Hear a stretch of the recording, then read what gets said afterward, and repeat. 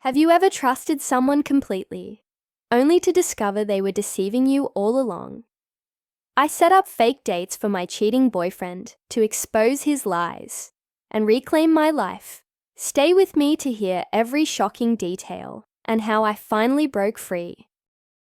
8 years ago, I met someone who, at the time, seemed like a dream come true. Let's call him Alex. From our very first date, I felt an instant connection. One of those rare magnetic attractions that you can't quite explain. He listened, really listened, to everything I said.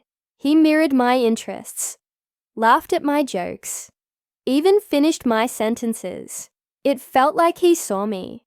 Not just the version I showed the world, but the real, raw, sometimes awkward me.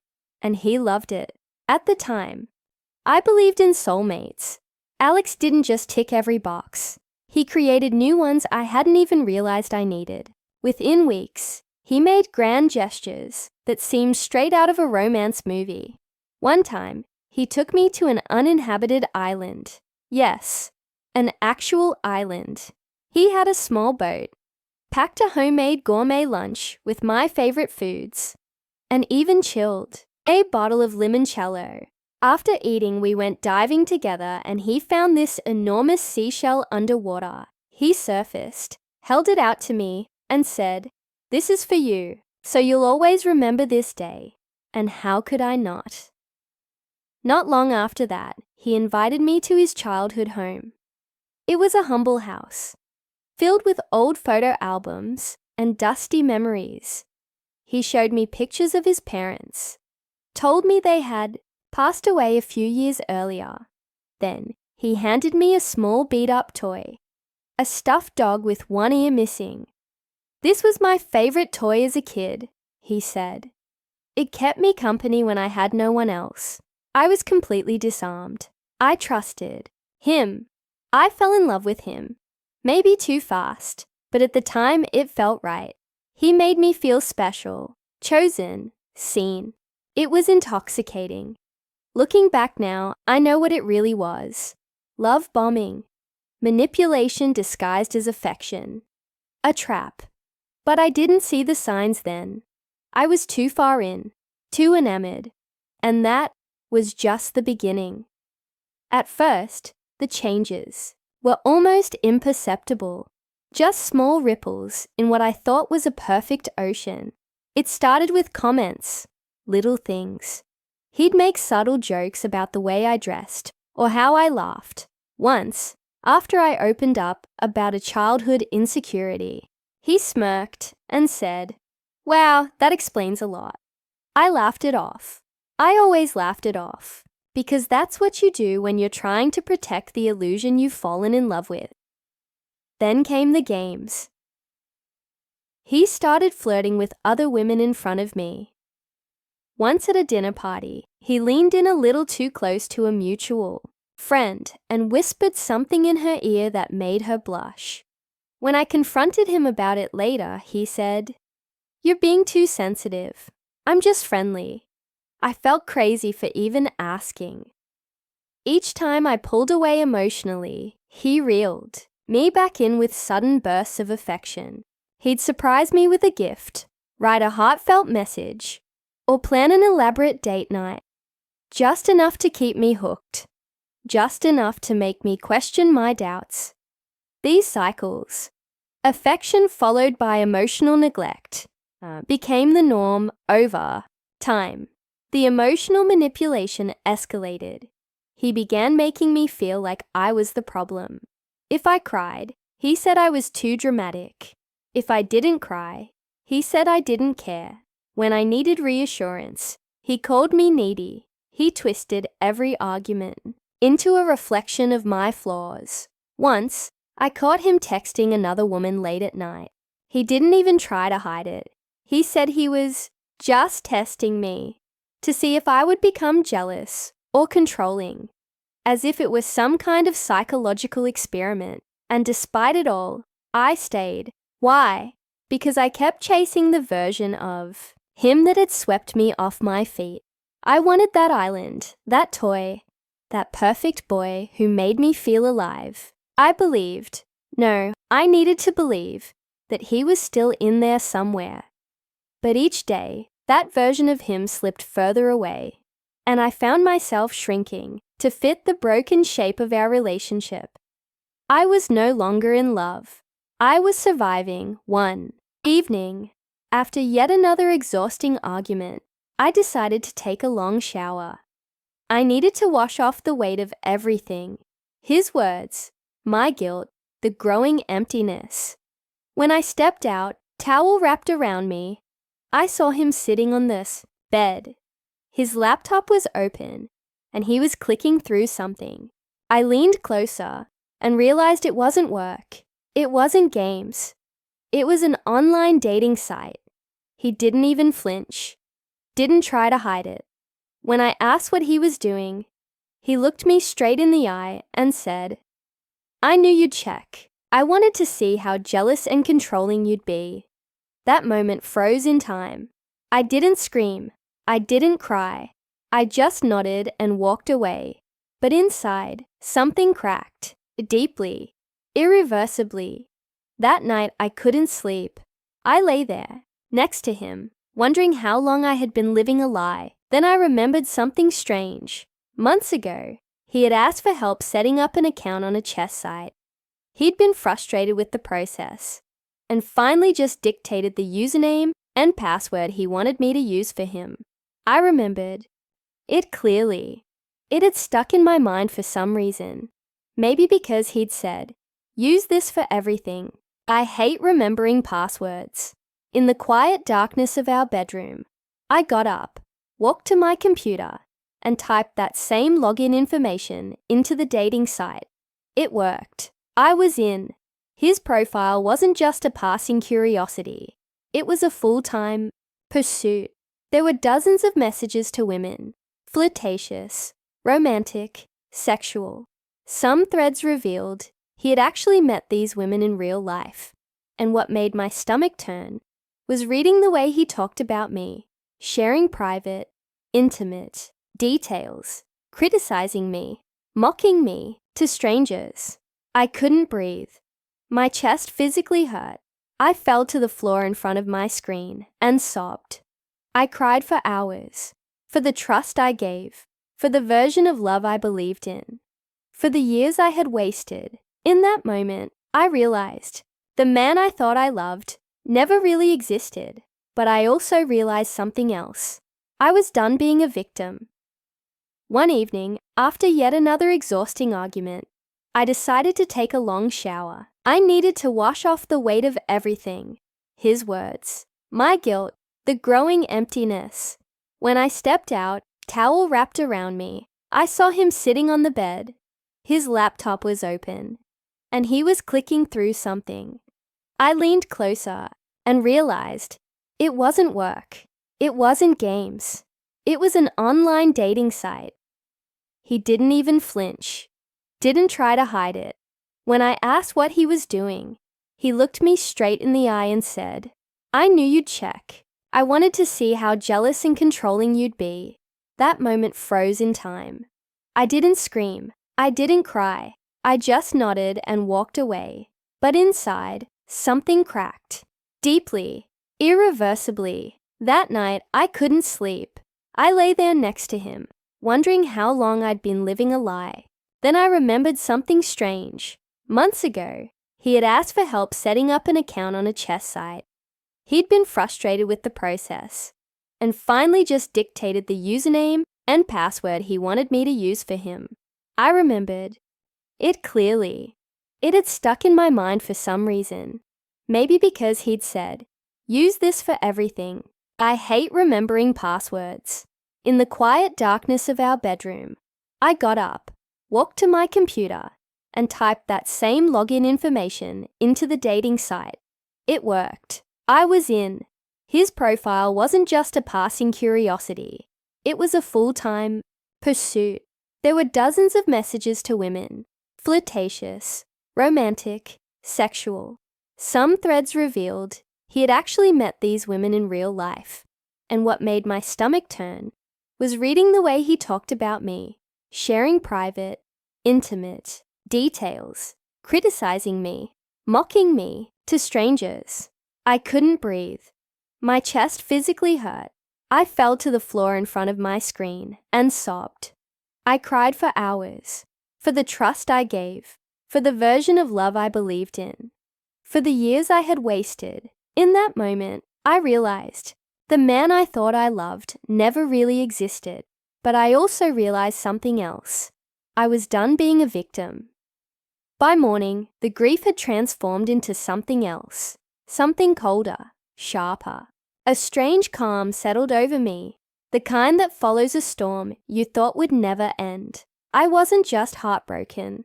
I was awake. For so long, I had given him the benefit of the doubt, defended him to my friends, questioned my own sanities, but now, with all the proof staring back at me from his messages, I knew the truth. And I knew one thing for certain. I wasn't going to let him walk away untouched. I didn't want revenge in the traditional sense. I didn't want to scream or slash tires or throw his belongings onto the street. No, I wanted something deeper. I wanted him to experience confusion, disappointment, rejection, the same emotional chaos he had repeatedly inflicted on me. And so, the idea came. I created a fake online dating profile. I used a photo of a model. Nothing explicit, just enough to be believable. I gave her a witty, charming bio. Someone he wouldn't be able to resist. Someone who seemed like she'd be just his type. I messaged him. Within hours he responded. Of course he did. He was flirtatious, overconfident, and terribly predictable. I knew his patterns by now. He'd start by fishing for compliments, then shift the conversation to fantasy scenarios, and finally push for a real-world meeting. And he did. Right. On schedule. He asked me out. I feigned hesitation, pretended I had just come out of a bad relationship and needed time. He reassured me, said he wasn't like other men, said he just wanted to make a real connection. The irony almost made me laugh. After a few more days of back and forth, I agreed to meet him. I picked a large crowded cafe across town. I wore a disguise, just enough to go unnoticed. I chose a seat with a clear view of the entrance and waited. 10 minutes before our arranged time, I called him on his phone and asked where he was. He told me he had an errand to run and couldn't meet today. My heart sank. But then I saw him. He walked in, scanned the room, and sat down, eager, expectant. He was waiting for her, for me, sitting there, hidden behind my sunglasses and scarf. I watched him fidget nervously. He checked his watch repeatedly, glanced at every woman who walked in, his eyes searching desperately. Minutes turned into a half hour, and his confidence visibly slipped away. Then, as if by some twisted luck, a woman entered who matched the description I had created for my fake profile. Dark hair, casual but confident. He immediately approached her, flashing that same charming smile he had once used on me. But she wasn't interested. She brushed him off coldly, telling him to leave her alone. He lingered, trying again, but her patience wore thin. Finally, she snapped, telling him to get lost. He sat back down, defeated. His face was a mixture of embarrassment, anger, and confusion. I wanted to reach out and say, "It's me," but I held back. Instead, after he left, I sent a message from the fake profile. "I saw you today. I'm not who you think I am. I wanted to see how far you'd go." His reply was immediate, but guarded. "No hard feelings. Thanks for being honest." But I knew better. He was far from okay. That was just the first time. I wasn't done. Over. The next few months, I created multiple fake profiles, each with a different look, personality, and story. Some were flaky and cancelled last minute. Others stood him up.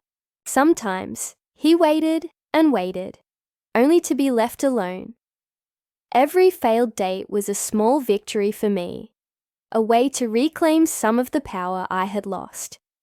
But the story doesn't end there. After months of this game, I realized it wasn't just about getting even anymore. It was about breaking free from the cycle of pain, from the constant doubt, from the endless emotional drain. Each fake date, each missed meeting chipped away at the hold he had on me. Eventually, I gathered enough strength to face the truth openly. I chose a public place, a crowded restaurant, for our final conversation. I wasn't nervous anymore. I was resolute. I looked him in the eyes and said the words I had rehearsed 1,000 times. It's over. I'm done. You were cheating on me, lying to me, manipulating me. He didn't deny it. Instead, he twisted the story, trying to paint me as the jealous, controlling one. I let him talk. Then I smiled and said calmly, "All those failed dates, that was me." His face went pale. He asked how. I told him the password to his dating profile. The look in his eyes was a mix of shock and rage. That was the end. The days and weeks after the breakup were oddly quiet. I expected chaos, screaming, endless messages. But for a while, there was nothing. Just silence. Then, months later, an email arrived. It was long, carefully written, and filled with strange, admiring words. He called my actions ingenious and confessed that despite everything, I was still the love of his life. He admitted he'd stopped online dating altogether, haunted by the fear that every new woman might be me again. I never replied. The silence became my shield.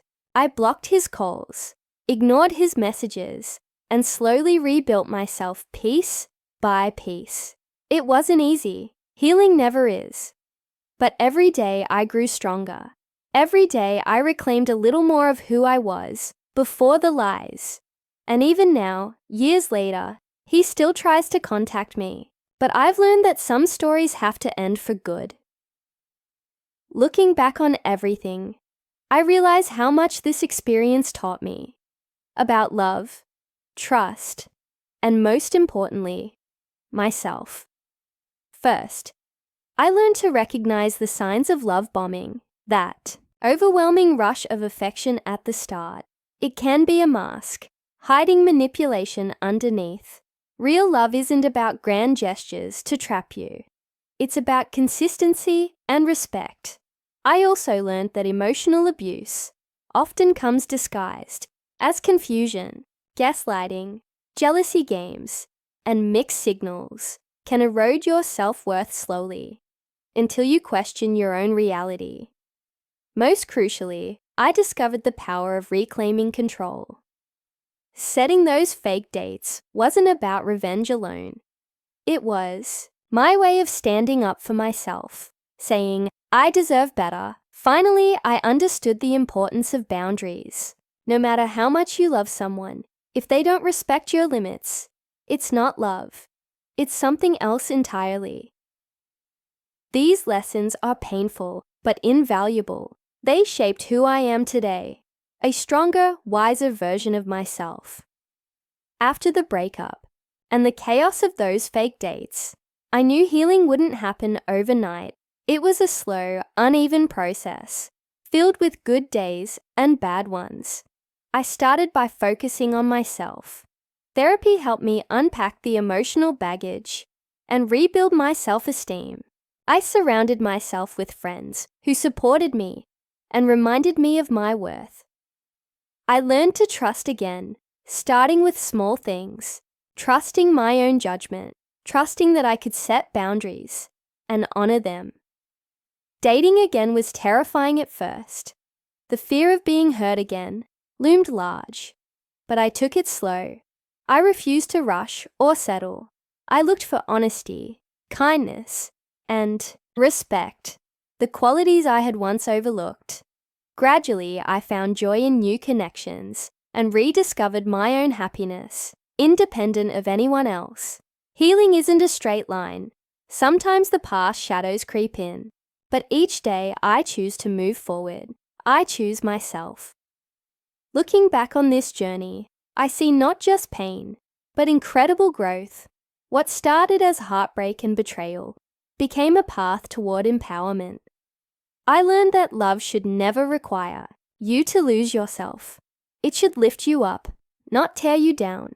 When someone tries to control, manipulate, or deceive you, the bravest act is to walk away.